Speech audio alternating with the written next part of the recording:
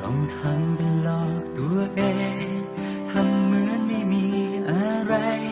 กลัวใครเขารู้ว่าเจ็บแทบตายเธอเองคงไม่เคยสน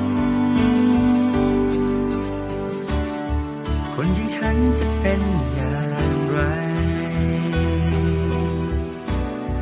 เวลาที่ไม่มีเธอทนอยู่มาได้ยังไงรู้ไหมฉันอยู่อย่างไรวิญญาณความเป็นจริงมันช้ำมันทรมานกับการที่ไม่มีเธอเธอคือคนรักคนเดียวที่ฉันทุ่มเทหมด